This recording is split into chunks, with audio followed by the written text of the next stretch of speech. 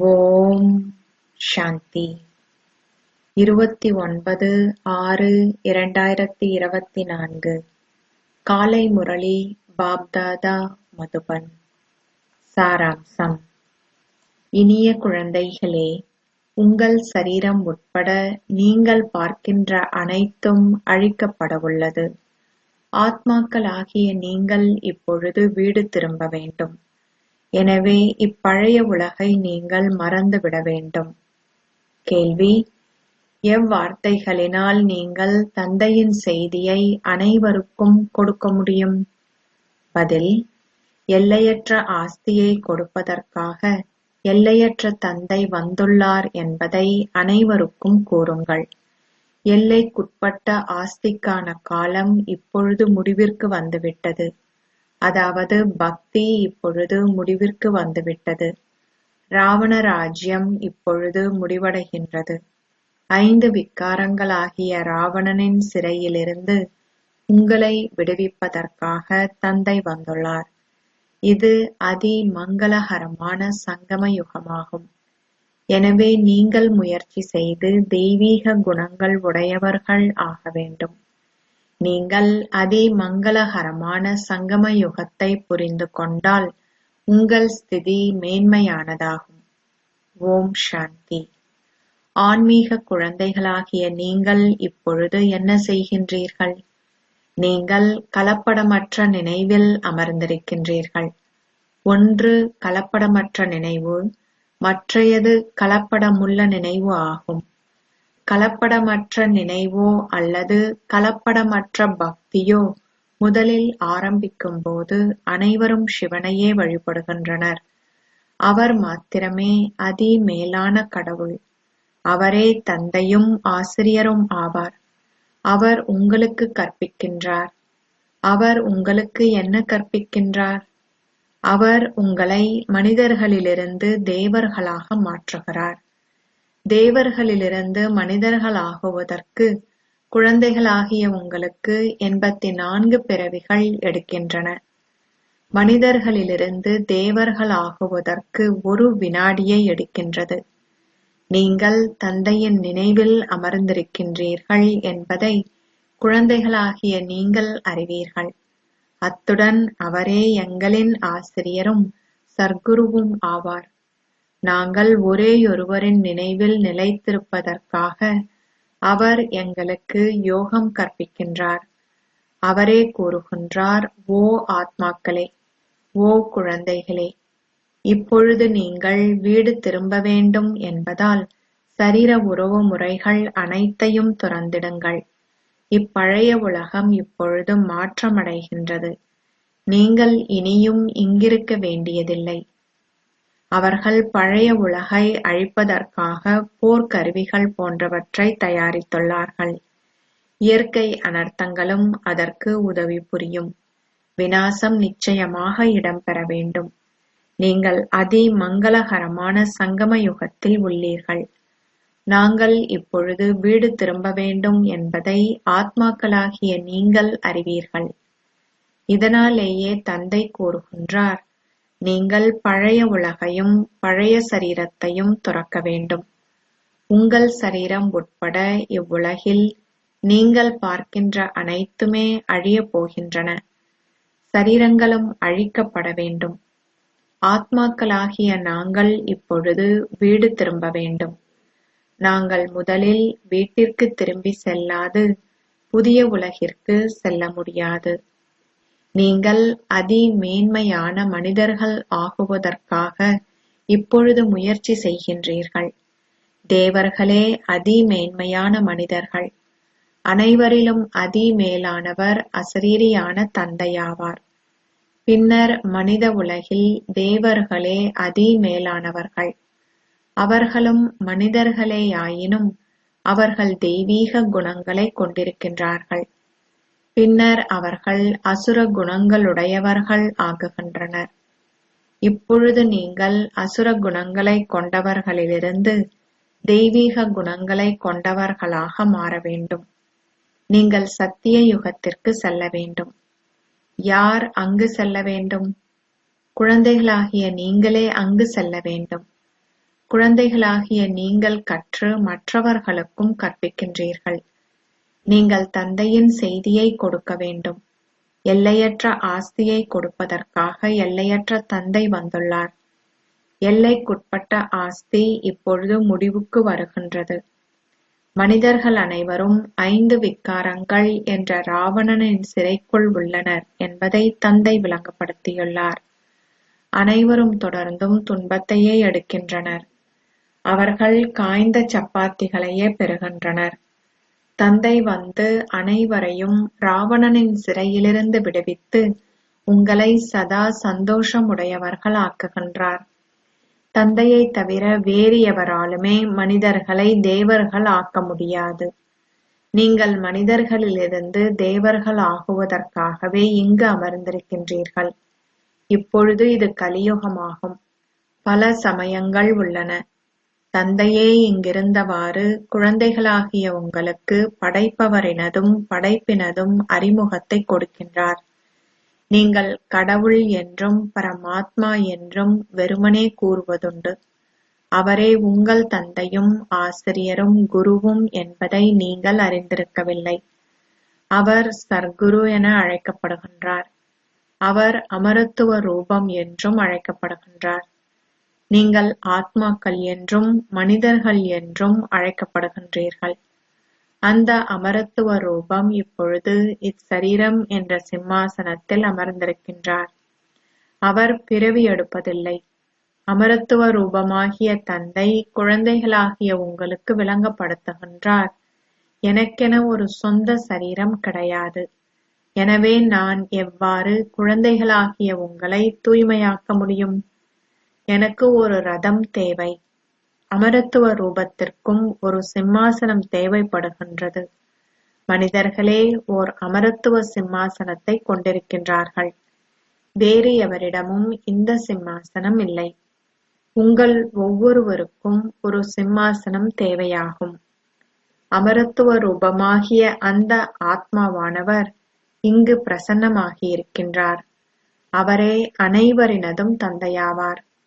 அவர் மகா காலன் என அழைக்கப்படுகின்றார். அவர் மறுபிறவி எடுப்பதில்லை. ஆத்மாக்களாகிய நீங்கள் மறுபிறவி எடுக்கின்றீர்கள். நான் சக்கரத்தின் சங்கம யுகத்தில் வருகின்றேன். பக்தி இரவு என்றும் ஞானம் பகல் என்றும் அழைக்கப்படுகின்றது. இதனை மிக உறுதியாக நினைவு செய்யுங்கள். பிரதான விஷயங்கள் 2 உள்ளன. ஆல்பாவும் பீட்டாவும், தந்தையும் ராஜ்யமும். தந்தை வந்து உங்களுக்கு ராஜ்யத்தை கொடுக்கின்றார். அதனை எவ்வாறு அடைவது என்பதை அவர் உங்களுக்கு கற்பிக்கின்றார். இதனாலேயே இது பாடசாலை என்றும் அழைக்கப்படுகின்றது. கடவுள் பேசுகின்றார். கடவுள் அசரீரியானவர். அவரது பாகமும் இருக்க வேண்டும். அவரே அதிமேலான கடவுள். அனைவரும் அவரை நினைவு செய்கின்றனர். தந்தை கூறுகின்றார், பக்தி மார்க்கத்தில் என்னை நினைவு செய்யாத எந்த மனிதருமே இல்லை. அனைவரும் தங்கள் இதயத்தில் என்னை நினைவு செய்கின்றனர். ஓ கடவுளே, ஓ விடுதலை அளிப்பவரே, ஓ தந்தையாகிய கடவுளே. அவரே சகல ஆத்மாக்களினதும் தந்தையாவார். அவர் நிச்சயமாக எல்லையற்ற சந்தோஷத்தை கொடுக்க வேண்டும். ஒரு லௌகீக தந்தை எல்லைக்குட்பட்ட சந்தோஷத்தையே கொடுப்பார். தந்தை இப்பொழுது வந்துவிட்டார் என்பதை எவருமே அறிய மாட்டார்கள். அவர் கூறுகின்றார், குழந்தைகளே, அனைவரிடமிருந்தும் துண்டித்து உங்கள் தந்தையாகிய என்னை மாத்திரம் நினைவு செய்யுங்கள். நீங்கள் புதிய உலகில் தேவர்களாக வசிக்கின்றீர்கள் எனவும் தந்தை உங்களுக்கு கூறியுள்ளார். அங்கு அளவற்ற சந்தோஷம் உள்ளது. அங்குள்ள சந்தோஷத்திற்கு முடிவே கிடையாது. புதிய வீட்டில் எப்பொழுதும் சந்தோஷமே இருக்கும். பழைய வீட்டிலோ துன்பமே அனுபவம் செய்யப்படுகின்றது. இதனாலேயே தந்தை குழந்தைகளாகிய உங்களுக்காக புதிய கட்டடம் ஒன்றை கட்டியிருக்கின்றார். குழந்தைகளாகிய உங்களின் புத்தியின் யோகம் புதிய கட்டடத்திற்கு திசை திரும்புகின்றது. அது எல்லைக்குட்பட்டதாகும். எல்லையற்ற தந்தை இப்பொழுது புதிய உலகை உருவாக்குகின்றார். இப்பழைய உலகில் நீங்கள் பார்க்கின்ற அனைத்தும் மயானமாகப் போகின்றது. தேவதைகளின் பூமி இப்பொழுது ஸ்தாபிக்கப்படுகின்றது. நீங்கள் சங்கம யுகத்தில் உள்ளீர்கள். நீங்கள் கலியுகத்தையும் அத்துடன் சத்திய யுகத்தையும் பார்க்கலாம். சங்கம யுகத்தில் நீங்கள் அனைத்தையும் ஒரு பற்றற்ற பார்வையாளராக பார்க்கின்றீர்கள். கண்காட்சிகளுக்கோ அல்லது அருங்காட்சியகங்களுக்கோ மக்கள் வரும்போது அவர்கள் சங்கம யுகத்தைப் பற்றி அறியுமாறு செய்யுங்கள். ஒருபுறம் கலியுகம் உள்ளது, மறுபுறம் சத்திய யுகம் உள்ளது. நாங்கள் நடுவில் இருக்கின்றோம். தந்தை வெகு சில மனிதர்களையே கொண்ட புதிய உலகை ஸ்தாபிக்கின்றார். ஏனைய சமயங்களை சேர்ந்த எவரும் அங்கு செல்ல மாட்டார்கள். நீங்களே அங்கு முதலில் செல்கின்றீர்கள். நீங்கள் இப்பொழுது ஸ்வர்க்கத்திற்கு செல்வதற்கு முயற்சி செய்கின்றீர்கள். உங்களை தூய்மையாகுவதற்காக, ஓ பாபா, எங்களை தூய்மையாக்கி தூய உலகிற்கு அழைத்து செல்லுங்கள் என நீங்கள் என்னை கூவி அழைத்தீர்கள். சாந்தி தாமத்திற்கு எங்களை அழைத்து செல்லுங்கள் என நீங்கள் கூறுவதில்லை. பரந்தாமம் இனிய வீடு என அழைக்கப்படுகின்றது. நாங்கள் இப்பொழுது முக்திதாமம் என்றும் அழைக்கப்படுகின்ற வீட்டிற்கு திரும்பி செல்ல வேண்டும். இதற்காகவே சந்நியாசிகள் போன்றோரும் கற்பித்தல்களை கொடுக்கின்றார்கள். அவர்களால் சந்தோஷ தாமம் பற்றிய ஞானத்தை கொடுக்க முடியாது. அவர்கள் துறவற பாதையை சார்ந்தவர்கள். எந்த மதம் எந்த நேரத்தில் வருகின்றது என்பது குழந்தைகளாகிய உங்களுக்கு விளங்கப்படுத்தப்பட்டுள்ளது. மனித உலக விருட்சத்தில் உங்கள் அத்திவாரமே முதலாவதாக உள்ளது. விதையானவர் விருட்சத்தின் பிரபு என அழைக்கப்படுகின்றார். தந்தை கூறுகின்றார், விருட்சத்தின் பிரபுவாகிய நான் மேலே வசிக்கின்றேன். விருட்சம் முற்றிலும் உக்கிய நிலையை அடையும் போது நான் தேவ தர்மத்தை ஸ்தாபிப்பதற்காக வருகின்றேன். அத்திவாரம் ஏதுமின்றி நின்று கொண்டிருக்கும் அற்புதமான ஆலமரம் ஒன்று உள்ளது. இந்த எல்லையற்ற விருட்சத்திலும் ஆதி சனாதன தேவி தேவதா தர்மம் இல்லை. ஏனைய சமயங்கள் அனைத்தும் இங்கு உள்ளன. அசரீரி உலகவாசிகளாக இருந்த நீங்கள் உங்கள் பாகத்தை நடிப்பதற்காக இங்கு கீழிறங்கி வந்தீர்கள். குழந்தைகளாகிய நீங்கள் சகலவிதமான பாகங்களையும் நடிக்கின்றீர்கள். எனவே அதி கூடுதலாக 84 பிறவிகளும் அதி குறைவாக ஒரு பிறவியும் உள்ளன. மக்கள் 8.4 மில்லியன் பிறவிகளைப் பற்றி பேசுகின்றார்கள். யார் இத்தனை பிறவிகளை எடுப்பார்கள் என்பதை அவர்கள் புரிந்து கொள்வதில்லை. நீங்கள் 84 பிறவிகளையே எடுக்கின்றீர்கள் என்பதை தந்தை வந்து குழந்தைகளாகிய உங்களுக்கு விளங்கப்படுத்துகின்றார். நீங்களே முதலில் என்னை விட்டு பிரிந்தவர்கள். முதலில் சத்திய யுகத்து தேவர்கள் உள்ளனர். அந்த ஆத்மாக்கள் தங்கள் பாகங்களை இங்கு நடிக்கும் போது ஏனைய ஆத்மாக்கள் அனைவரும் எங்கு செல்வார்கள்? அந்நேரத்தில் ஏனைய ஆத்மாக்கள் அனைவரும் சாந்தி தாமத்திலேயே இருப்பார்கள் என்பதை நீங்கள் மாத்திரமே அறிவீர்கள். எனவே சாந்தி தாமம் வேறானது. எவ்வாறாயினும் இந்த உலகம் மாத்திரமே உள்ளது. இங்கேயே பாகங்கள் நடிக்கப்படுகின்றன. புதிய உலகில் நீங்கள் சந்தோஷமான பாகம் ஒன்றை நடிக்க வேண்டும். பழைய உலகிலோ துன்பமான பாகம் ஒன்றை நடிக்க வேண்டும். இது இன்ப துன்பம் பற்றிய நாடகமாகும். அது ராமராஜ்யமாகும். உலக சக்கரம் எவ்வாறு சுழல்கின்றதென்பதை உலகிலுள்ள எந்த மனிதருமே அறிய மாட்டார்கள். அவர்கள் படைப்பவரையோ அல்லது படைப்பின் ஆரம்பம் மத்தி இறுதியையோ அறிய மாட்டார்கள். ஒரேயொரு தந்தை மாத்திரமே ஞானக் கடல் என அழைக்கப்படுகின்றார். படைப்பவரினதும் படைப்பின் ஆரம்பம் மத்தி இறுதியினது ஞானம் எந்த சமய நூல்களிலும் குறிப்பிடப்படவில்லை. நானே இதனை உங்களுக்கு கூறுகின்றேன். பின்னர் அது மறைந்து விடுகின்றது. அது சத்திய யுகத்தில் இருப்பதில்லை. பாரதத்தின் புராதன இலகு யோகம் மாத்திரமே நினைவு கூறப்படுகின்றது. ராஜயோகம் என்ற பெயர் கீதையிலும் குறிப்பிடப்பட்டுள்ளது. தந்தை உங்களுக்கு ராஜயோகம் கற்பித்து ராஜ்யம் என்ற ஆஸ்தியை உங்களுக்கு கொடுக்கின்றார். படைப்புகளிடமிருந்து நீங்கள் ஆஸ்தியை பெற முடியாது. நீங்கள் படைப்பவராகிய தந்தையிடமிருந்தே ஒரு ஆஸ்தியை பெறுகின்றீர்கள். மனிதர்கள் ஒவ்வொருவரும் படைப்பவர்களே, ஏனெனில் அவர்கள் ஒவ்வொருவரும் குழந்தைகளை உருவாக்குகின்றார்கள். அவர்கள் எல்லைக்குட்பட்ட பிரம்மாக்கள். இவரோ எல்லையற்ற பிரம்மா ஆவார். அந்த ஒரேயொருவரே அசரீரியான ஆத்மாக்களின் தந்தையாவார். ஒரு பௌதீக தந்தை லௌகீகமான தந்தையாவார். ஆனால் இவரோ பிரஜாபிதா, மனிதர்களின் தந்தையாவார். பிரஜாபிதா எப்பொழுது இருந்திருக்க வேண்டும்? சத்திய யுகத்திலா? இல்லை, அவர் அதி மங்களகரமான சங்கம யுகத்திலேயே இருக்க வேண்டும். சத்திய யுகம் எப்போது இருக்கும் என்பதை மக்கள் அறியமாட்டார்கள். சத்திய யுகமும் கலியுகமும் 100,000கணக்கான வருடங்கள் நீடிப்பதாக அவர்கள் கூறுகின்றார்கள். தந்தை விளங்கப்படுத்துகின்றார், ஒவ்வொரு யுகமும் 1250 வருடங்கள் கொண்டவை. 84 பிறவிகளின் கணக்கு இருக்க வேண்டும். நீங்கள் எவ்வாறு கீழிறங்கி வருகின்றீர்கள் என்பதை காட்டும் ஏணியின் கணக்கும் இருக்க வேண்டும். முதலில் தேவர்களே அத்திவாரமாக உள்ளனர். அவர்களுக்கு பின்னர் இஸ்லாமியரும் பௌத்த சமயத்தினரும் வருகின்றனர். தந்தை விருட்சத்தின் ரகசியங்களையும் உங்களுக்கு விளங்கப்படுத்தியுள்ளார். தந்தையை தவிர வேறு எவராலும் இதனை உங்களுக்கு கற்பிக்க முடியாது. மக்கள் உங்களை வினவுகின்றனர், இப்படங்கள் எவ்வாறு உருவாக்கப்பட்டன? அதனை உங்களுக்கு கற்பித்தவர் யார்? அவர்களிடம் கூறுங்கள், பாபா எங்களுக்கு டிரான்ஸில் அதனை காட்டினார். நாங்கள் பின்னர் இங்கு அதனை உருவாக்கினோம்.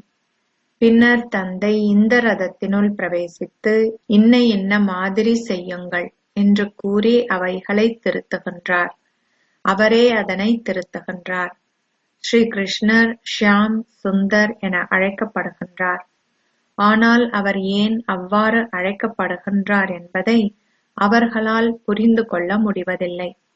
அவர் வைகுந்தத்தின் அதிபதியாக இருந்தபோது அழகானவராக இருந்தார். பின்னர் அவர் ஒரு கிராமத்து பையனாகிய போது அவலட்சணமானவர் ஆகினார். இதனாலேயே அவர் ஷியாம் சுந்தர் என அழைக்கப்படுகின்றார். அவரே முதலில் வருகின்றவர். அது உங்களுக்கும் பொருந்தும். லக்ஷ்மி நாராயணனின் ராஜ்யம் தொடர்கின்றது. ஆதி சனாதன தேவி தேவதா தர்மத்தை ஸ்தாபிப்பவர் யார்? எவருக்குமே அது தெரியாது. அவர்கள் பாரதத்தை மறந்துவிட்டு இந்துக்கள் இந்துஸ்தானில் வசிப்பவர்கள் என கூறுகின்றார்கள். நான் பாரதத்தில் மாத்திரமே வருகின்றேன். பாரதத்தில் தேவர்களின் ராஜ்யம் இருந்தது. அது இப்போது மறைந்துவிட்டது. அதனை மீண்டும் ஒருமுறை ஸ்தாபிப்பதற்காக வருகின்றேன். அனைத்திற்கும் முதலில் ஆதி சனாதன தேவி தேவதா தர்மம் உள்ளது. இந்த விருட்சம் தொடர்ந்து வளர்கின்றது. புதிய இலைகள், பிரிவுகள், சிறு பிரிவுகள் என்பன இறுதியில் வருகின்றன. எனவே அவையும் அழகை அதிகரிக்கின்றன. பின்னர் இந்நேரத்தில் முழு விருட்சமும் முற்றிலும் முக்கிய நிலையை அடையும் போது நான் மீண்டும் ஒரு தடவை வருகின்றேன். இவ்வாறு கூறப்படுகின்றது, அதர்மம் உச்சக்கட்டத்தை அடையும் போது நான் வருகின்றேன். ஆத்மாக்களுக்கு தங்களையோ அல்லது தந்தையையோ தெரியாது. நீங்கள் தொடர்ந்தும் உங்களையும் தந்தையையும் தேவர்களையும் அவதூறு செய்கின்றீர்கள். நீங்கள் தமோபிரதானாகவும் விவேகமற்றவர்களாகவும் ஆகும்போது நான் வருகின்றேன். நான் தூய்மையற்ற உலகிற்கு வரவேண்டியுள்ளது. நீங்கள் மனிதர்களுக்கு வாழ்க்கை தானம் அளிக்கின்றீர்கள். அதாவது நீங்கள் மனிதர்களை தேவர்களாக்குகின்றீர்கள். நீங்கள் அவர்கள் அனைவரையும் சகல துன்பங்களிலிருந்தும் அகற்றுகின்றீர்கள். அதுவும் அரை கல்பத்திற்கு அகற்றுகின்றீர்கள். தாய்மார்களுக்கு வந்தனங்கள் என்பது நினைவு கூறப்படுகின்றது. எந்த தாய்மாரை நீங்கள் புகழ்கின்றீர்கள்? தாய்மார்களாகிய நீங்களே முழு உலகையும் ஸ்வர்க்கமாக மாற்றுகின்றீர்கள். இங்கு ஆண்கள் இருப்பினும் தாய்மார்களாகிய நீங்களே பெரும்பான்மையானவர்கள். இதனாலேயே தந்தை தாய்மார்களாகிய உங்களை புகழ்கின்றார். தந்தை வந்து உங்களை அதிகளவு புகழ்ச்சிக்கு தகுதி வாய்ந்தவர்கள் ஆக்குகின்றார். அச்சா, இனிமையிலும் இனிமையான அன்புக்குரிய, எப்போதோ தொலைந்து இப்போது கண்டுபிடிக்கப்பட்டிருக்கும் குழந்தைகளுக்கு உங்கள் தாய் தந்தையாக இருக்கும் பாப் தாதாவின் அன்பும் நினைவுகளும் காலை வந்தனங்களும். ஆன்மீக தந்தை ஆன்மீக குழந்தைகளுக்கு நமஸ்தே சொல்கிறார். ஆன்மீக குழந்தைகள் ஆன்மீக தந்தைக்கு நமஸ்தே சொல்கின்றனர். தாரணைக்கான சாராம்சம். 1. அளவற்ற சந்தோஷ உலகிற்கு செல்வதற்கு சங்கமத்தில் இருங்கள். ஒரு பற்றற்ற பார்வையாளராகி அனைத்தையும் பார்க்கின்ற போதும் உங்கள் புத்தியின் யோகத்தை புதிய உலகுடன் இணைத்துக் கொள்ளுங்கள். நீங்கள் இப்பொழுது வீடு திரும்ப வேண்டும் என்பது உங்கள் புத்தியில் இருக்கட்டும். 2. அனைவருக்கும் வாழ்க்கை தானம் அளிப்பதுடன் மனிதர்களை தேவர்கள் ஆக்குகின்ற சேவையையும் செய்யுங்கள். எல்லையற்ற தந்தையுடன் கற்று ஏனையோருக்கும் கற்பியுங்கள். தெய்வீக குணங்களை கிரகித்து மற்றவர்களையும் கிரகிக்கத் தூண்டுங்கள். ஆசீர்வாதம். நீங்கள் மேன்மையான நேரத்திற்கேற்ப மேன்மையான செயல்களை செய்யும்போது சதா ஆஹா ஆஹா என்ற பாடல்களை பாடுகின்ற பாக்கியசாலி ஆத்மா ஆகுவீர்களாக. இந்த மேன்மையான நேரத்தில் மேன்மையான செயல்களை செய்யும்போது உங்களின் மனதில் சதா ஆஹா ஆஹா என்ற பாடல்களை பாடுங்கள்.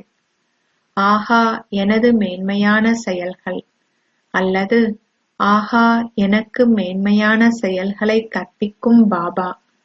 எனவே சதா ஆஹா ஆஹா என்ற பாடல்களை பாடுங்கள். துன்பத்தால் அல்லாது நீங்கள் துன்பமான காட்சிகளை பார்த்தாலும் தவறுதலாகவேனும் நம்பிக்கை இழந்து பரிதவிக்கும் வார்த்தைகள் வெளிப்பட அனுமதிக்காதீர்கள். ஆஹா நாடகமே, ஆஹா ஆஹா பாபா, ஆஹா. நீங்கள் வீட்டில் இருந்தபடியே நீங்கள் நினைத்திராத அல்லது கனவு கூட கண்டிராத பாக்கியத்தை பெற்றுள்ளீர்கள். இந்த பாக்கியத்தின் போதையை பேணுங்கள். ஸ்லோகம். எந்தவொரு குழப்பத்திலும் நீங்கள் ஆட்ட அசைக்க முடியாதவராக இருக்கும் வகையில் உங்களின் மனதையும் புத்தியையும் மிகவும் சக்தி வாய்ந்தது ஆக்குங்கள். ஓம் சாந்தி.